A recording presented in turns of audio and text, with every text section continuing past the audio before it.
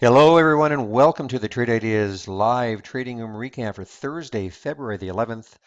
My name is Barry Anderson. I'm the moderator of our trading room. This is the address to get into our room. It is a free room, and I know I'm going to keep saying it until February 17th, but if you want our package at 1288, which gets you trade ideas for 1 year, plus the AI slash Holly channel as a lifetime license, it works out to about $103 a month.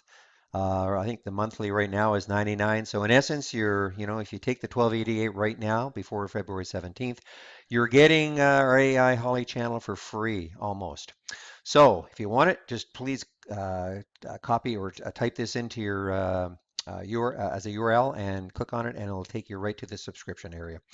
All right, we're open 9 to 4 and live on the mic between those two times. And I have to say that this has been a spectacular earning seasons for us, mainly because of this option play window, which again, if you want it, all you have to do is ask me for it, send an email right here, and I'll send it to you.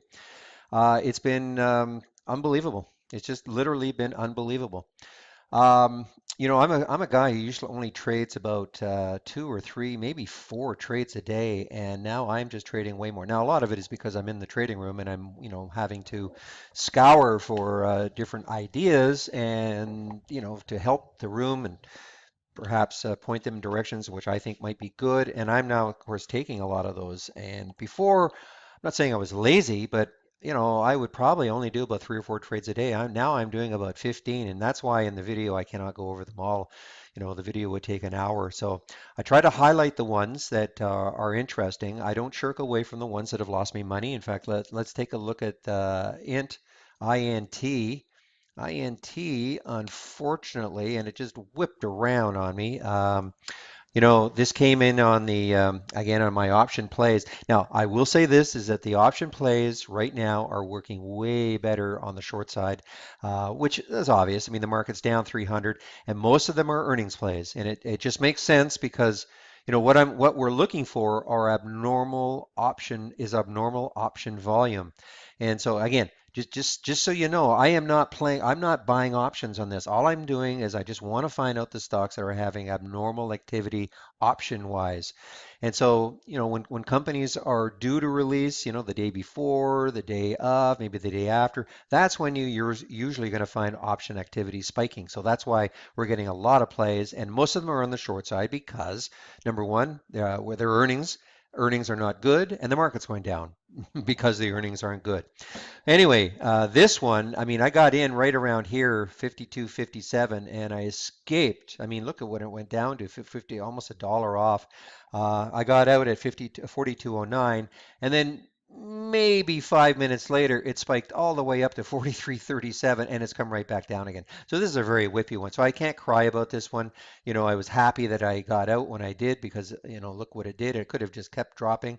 This is just volatile. I think they made some kind of a deal to buy some service stations from I can't remember who, and plus they had earnings today, so that's why this one is very volatile. Now let's big kudos out to Dak in the room. We were watching. I know some people were talking about Mylan MYL earlier. Certainly in the trading room.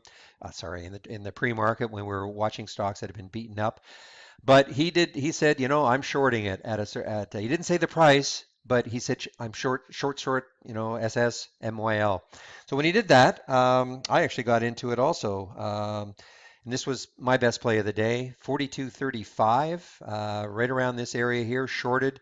Got all the way down to 40.21 is when I got out, 40.21. So it's a little over $2 on that play. And so big kudos to Dak for that call to the room. I know a lot of us took advantage of that one. So what else? Bid. Bid was a good one. Bid came from, you know what? First, let's take a look at a Holly trade. Barry, almost my namesake. And this was alerted as a short at $30, right about here. Well, right there, right at $30. Actually took the trade, took the short at $30. Wasn't spectacular. Obviously hoping for, well, actually it got down to 29.45, but I got a little bit greedy.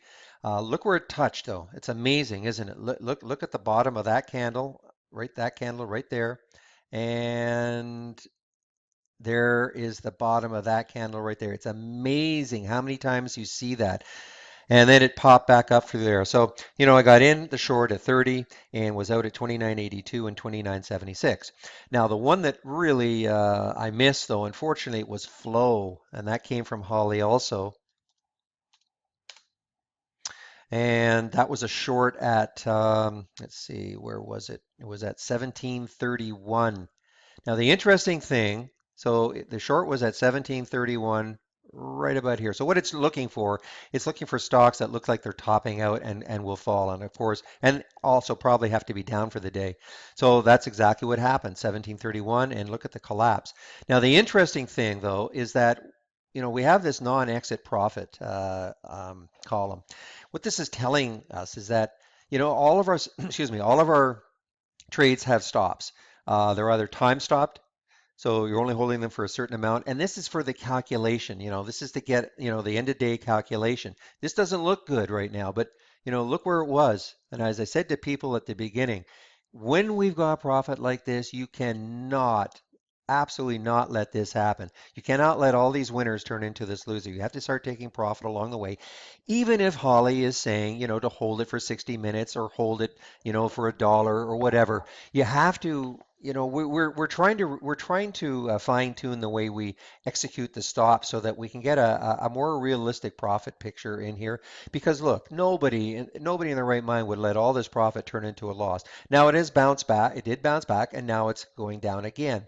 So when you're in situations at a profit, I would be taking probably half out and letting the rest maybe going at the stop or whatever. But the interesting thing, though, we do have this non-exit profit. So what this means is Holly stopped out flow for a 38-cent profit because it was a time stop. It was only an hour hold. You see, 10:25 was the entry and 11:25 is the exit. However, in the non-exit, you can see that this is still working really well. And so this is a great way to keep in a trade when you see this when this got stopped out, this would have been at 38 cents also. But you take a look and maybe it's at 42 cents, once it's been stopped out, then it's in 44 cents. So you have to say to yourself, if you actually did stop yourself out at, for 38 cents, I should probably get back into this because this is still working. So it's a great way to play around with this non-exit. It's a great way to keep track of stocks that. I mean, here's one, ABBV. Stopped out at 15 cents. Right now, and I didn't like this one very much. I didn't like the daily on it.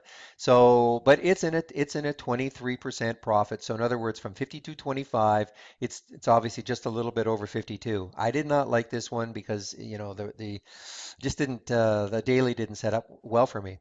The berry may trigger again. If this gets back down to zero, and we're going to be able to set alerts on this column. That's what Dan tells me. We'll be able to set the alert, of course, in the chart, but also be able to set alerts on the column, so that, for instance, if you wanted to see stocks that were now getting back to close to a profit position, even though it was stopped out because it was a time stop, you can get an alert on that because now they might start working again or for the first time. Because remember, all these trades have been proven statistically correct over the last, short period of time, certainly taking into account yesterday's data and the previous 3 months. So it may be just a simple matter of timing. So why it worked for a while. I mean, this is crazy because it's saying this is a stop out of 11 cents, but as I told you, I made money on this because there was no way I was going to let this thing go back up through 30 and take a loss on it. So, more and more is coming in order to help us manage our trades. I guess that's what I'm really trying to say. Now, let's take a look at bid. Bid was a really, really nice one. Um, bid came from the option plays, and let me just put this on pause for. I'm sorry about that. Actually, it didn't come from the option play. It was alerted to it early on in the day from my bouncers, and this. Just trying to get the window over here from this bounce window, which again I will share with you if you'd like it. Um, See right there. Now, what this is looking for are stocks that just might bounce from here. So we start watching it. And I actually took bid originally on the bounce alert. And I waited a little bit. I got in at actually I got in right at the 2033. So I took the bounce at let's get this up here, right about here. Wrote it up, was very, very quick. Look at that candle. It was very quick and then down. And so I took the bounce at 2033 and got out at 25.55 and 20.65. However, as it started to drop again, I took a look at it on the short side and I got into it. Once it broke down through 20, I decided to take the short on this. And at 1982, right about here, and wrote it all the way down. I took some out at 1946, and then this. I mean, I was really getting excited. I thought maybe this would, get a more, maybe even down to 18.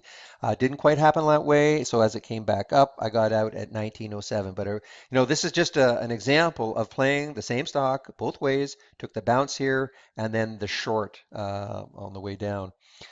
And IFF is kind of, well, I don't know, kind of an amusing one, but look at this collapse. This is on earnings. IFF closed yesterday at 115. In the pre-market was flirting with 100, so down $15. So I was looking at this as a short at some point, but here's a wicked topping tail, a wicked bottoming tail, and then the topping tail. So it was rather dicey, but I did get into the short finally at 99.39. I'm still in it. I actually kind of lost sight of it because I was going to get out of it if it broke above 100, which it did, because I'm in right about there and it broke above 100.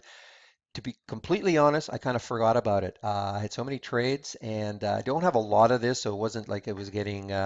Even if I forgot about it and it got back up to 102, it wouldn't have been the end of the world. But right now, I'm still in this, and it's turning into a decent little trade. Especially if it drops another couple of dollars from here. And uh, more trades. KGC, I took a little loss on KGC. And ABBV, I think I told you I took a loss on ABBV, not a bad one. That's about it, guys. I mean, we've just got so many things going on. Relish it while you can, because again, earnings season will dry up. I'm not sure when, probably in the next week or two, and then we will not have all the selections that we have right now, especially on the short side with the market going down and all these companies obviously coming out with bad earnings, and we're just writing them down. That's what it's all about. All right, so again, this is the address again into our free room. A lot of great traders in the room. Certainly, it's not just about me. Again, if you want to cash in on that special deal of 1288, remember it's over by February 17th. 1288 gets you trade ideas for 1 year and a lifetime license for AI Holly. It's only, I think, $102, $103 a month. So it's just a little over the 99 that is on the monthly basis. So you're almost getting that for free. All right, that's it. I will see you. Yeah, today's Thursday, so we'll see you tomorrow, Friday, hopefully bright and early, and have a good evening. Bye bye.